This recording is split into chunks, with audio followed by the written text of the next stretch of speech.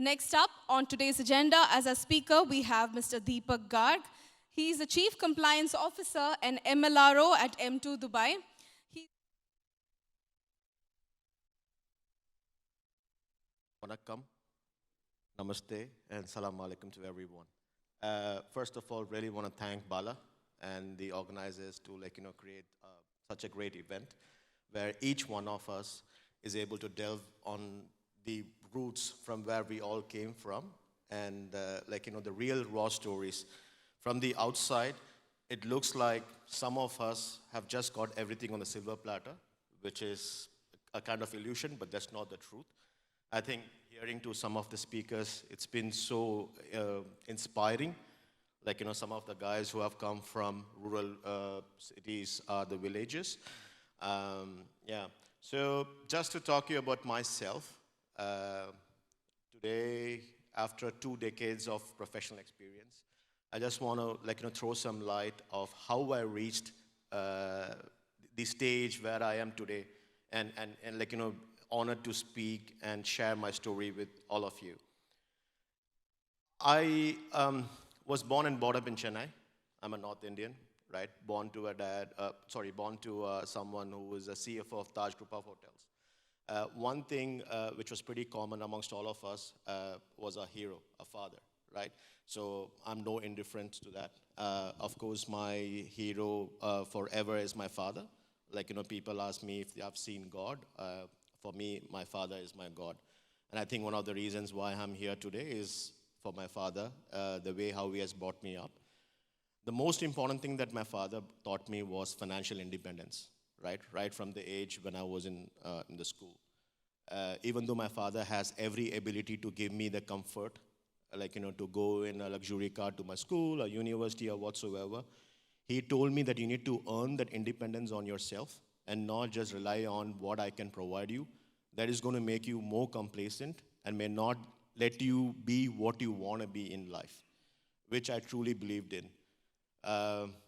Carrying that big sack of books behind your back, running into the buses in a city like Chennai was never easy. And going to school and coming back and doing all those extracurricular activities. I was never a star in the school, right? I was more towards sport. I used to play cricket for second division professional cricket back in Tamil Nadu. But again, I didn't know what I wanted in life till I actually stepped onto the college. I started pursuing my aeronautical engineering in Coimbatore. So something pretty common with me in Coimbatore and some of the folks in here. One of my favorite cities and of course the city that I would love to retire. And I used to work in bakeries, in restaurants, just to see what I can make out of the time that I have in hand. I wanted to learn the hard way. Okay, if I'm going to make some pennies out of what I'm able to do, does that really gives me the joy of spending that money out on what I want to do in life? Had many roadblocks, professional and personal, failed relationships. When I say failed relationships, of course, you go through the teenage, you have some relationship on the way, your siblings, your relatives. I mean, some of you also shared that the betrayal comes from within the family and the known people. Very true. So I had overcome all of it. And that taught me a lot of life lessons, a survival instincts to say so. Somehow, to what I studied and what I do in life has got no relevance whatsoever. I'm into financial industry where I started my space in aeronautical engineering. Has got nothing to do with whether it's finance or engineering. I got a job in Barclays Bank back there 2 decades ago. 4 months into my role, I was asked to come to the UK and manage some projects. And I was very young. I didn't know what to do in a country like UK because that was my first ever international move. And going to a wild country like UK, it was never easy for me, especially when you are a person from the brown country going on to the white, someone who ruled you for years, and to go survive and rule over them. It was never easy. Some months after, I managed to get a lead role within Barclays where they promoted me based on my performance. At the age of 21, I was managing 155 FTEs. And I was in charge for managing the customer onboarding, where from a compliance perspective, I need to make sure I do not let any illicit actor come through and take advantage of the financial system. 8 years was a roller coaster ride back in the UK until an event hit me really hard, which was my father's illness.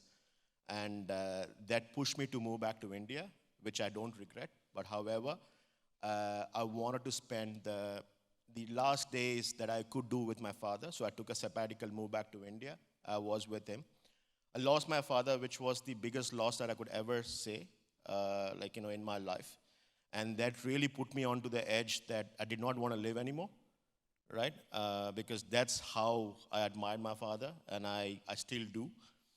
But that was not it, because I had a family who was dependent on me, my mother, my brothers, and everyone in there. So I really want to kick it off again. And I came to Dubai with a dream. To be honest with you, I came here with about $3,000, nothing more than that, started from scratch. I know Dr. Yadav mentioned about going to every banks and knocking the doors and putting the resumes. In Dubai, I did the same, pretty much every bank in here, and I got a job with Emirates NBD. In Emirates NBD, it was you need to have the grit to be one of the leaders or the performers in a bank like that, where you are amongst many different cultures, people from different origin, who are trying to give a run for the money on a day-to-day basis. I stayed low. I know what I had to do because I had a vision. The vision was to be someone who can also mentor some other students like what I had in my past. And that was something I wanted to do in my space.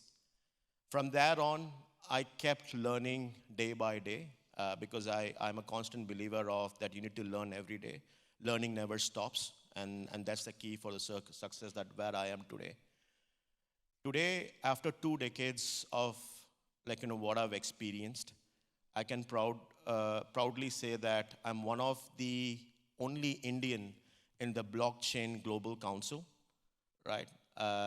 Where I'm one of the key advisor. I'm also a lead in financial innovation. When I say financial innovation, of tokenization of real world assets, your real estate, you name it, we can tokenize it. And also being able to manage a global chief compliance officer position at M2, which is a sovereign entity of Abu Dhabi. I am very much encouraged by a safe by Samuel Beckett. Ever tried, ever failed, no matter, try again, fail better, right? Because you never know what you can accomplish with the courage where you repeatedly, you're better at failing. That leads you to beat your own devil and to be at the top where you want to be and gain respect and give respect to others. Thank you.